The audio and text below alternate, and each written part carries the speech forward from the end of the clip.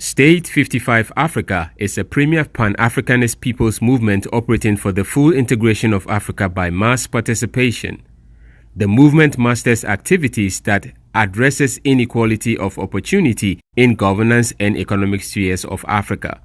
These include fair trade, climate change, migration resolutions, and peace-building efforts, promotion of cultural harmony, mass response to disasters, and crowd-fund leveraged economic portfolios, among other areas.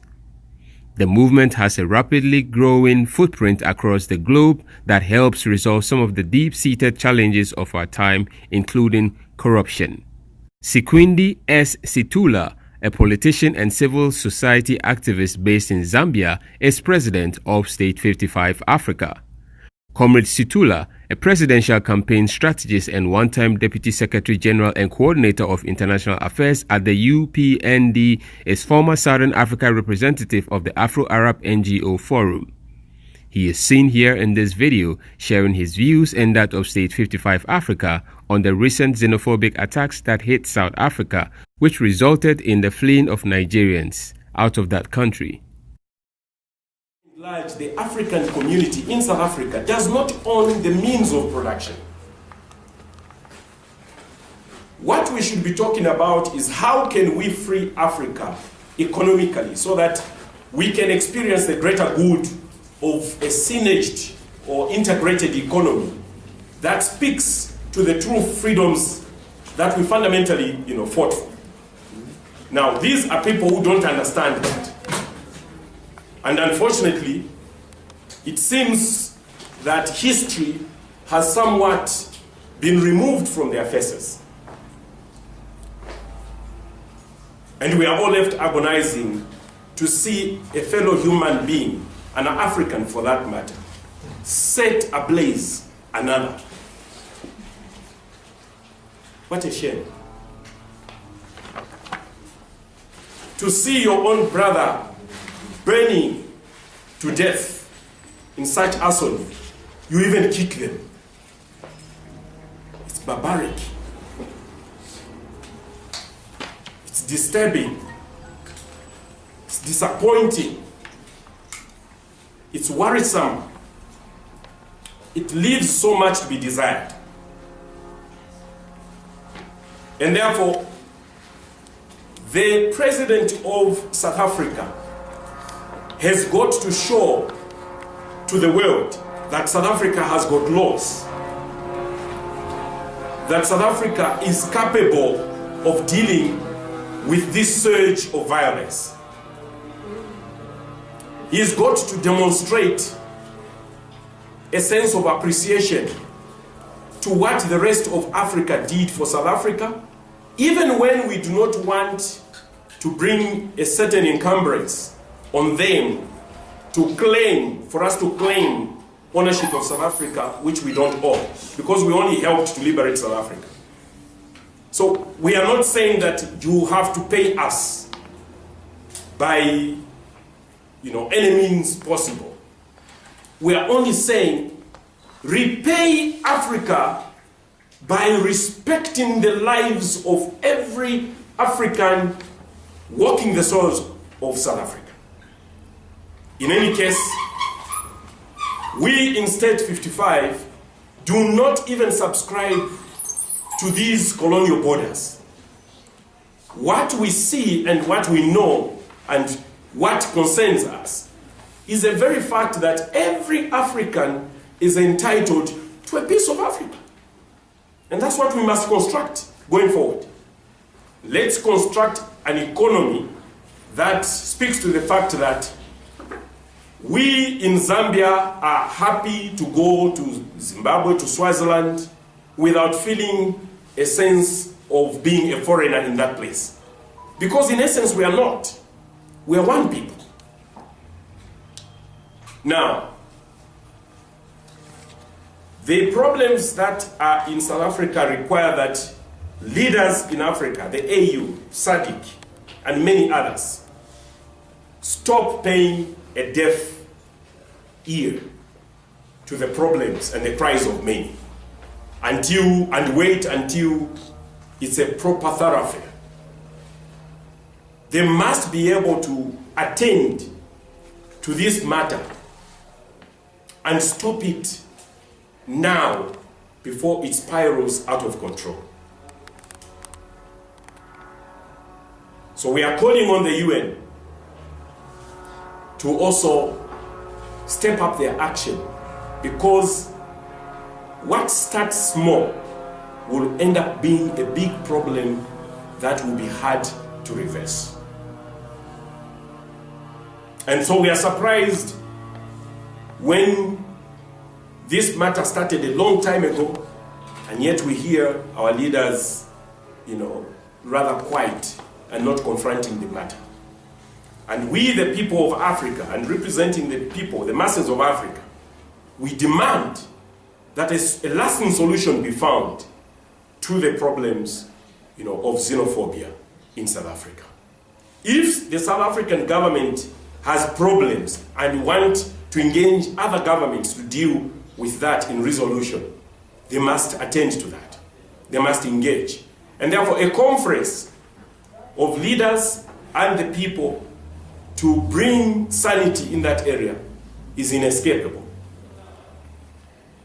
It is also important for us to know that we have to teach our people about these cultural values that once held us so dear. Ubuntu. It is in South Africa where they say, umuntu, ngomuntu, ngabantu.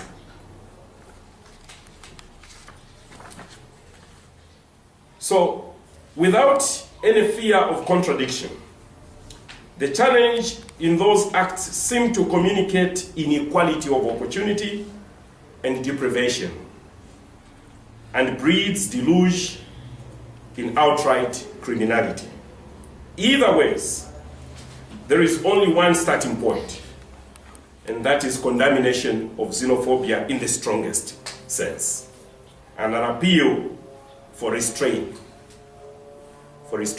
on both ends, meaning those that are reacting to this and those that are perpetrators of such violence. The problem in most African economies stems from the fact that we control so little amidst plenty, and masquerade to control what is remotely ours. The fight for resources in an economy well engendered by a white capital monopoly is simply a grope for the war in the dark. What every African must be invested in is to attend to the full economic liberation driven on unity or by unity, and not acts of disunity. Unity is the panacea to Africa's full independence and economic advancement. We often say we are independent. We are not independent until we unite. That's just the bottom line. Africa will never be independent until we get united. For us, that is when we will talk about independence. The kind of independence that we have today is a love affair that was constructed among leaders, to just reach a settlement without meaning.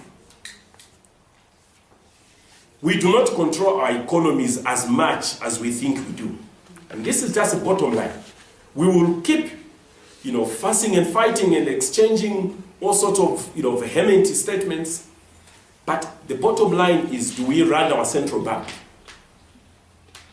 Can you employ your central bank governor without IMF and World Bank telling you should go ahead or not? Can you print your money without them telling you can't print your money? So that may sound simplistic, an approach or a confrontation, but it is real. When we had the IMF and World Bank, constructed, they had a purpose to move away from political, control to economic control. And now you will find that even within the space of the African free trade area, we must be careful not to create a situation where we syndicate markets for the same imperialist, agenda that has come to construct investments in our countries. And we call that growth. Why? Because we want an investor. There must be a time when Africa will now start investing in other markets as well. So how do we reach that growth point? We can only get to that point if we unite. Simple. For Africa, it's unity. And therefore, we are very disturbed with the happenings, right there, in South Africa. So uncoordinated immigration into South Africa from the rest of Africa equally leads to pressure on South African resources and breeds general resentment for foreign nationals by South Africans. And that is understandable. But even when we do understand that, it's not justified that you should kill another person. It's just not justified. The main cause of the migration problem is the lack of coordinated multilateral labor agreements between South Africa and other African countries. Even that is still a matter of quick fix to a larger problem whose solution is a properly designed economic integration. We need a properly designed economic integration. That's the solution, a balanced one. So that even the means of production, when we talk about means of production, how many of us as Zambians have ever seen, copper? And yet we call ourselves a copper producing country. How many of us have ever seen diamond, gold? These are fundamental problems. So when are we going to start seeing these resources and benefiting from them as Africans? Amidst plenty, we have none. So these are the problems that have got to be dealt with. We have missed opportunities to deal with this problem.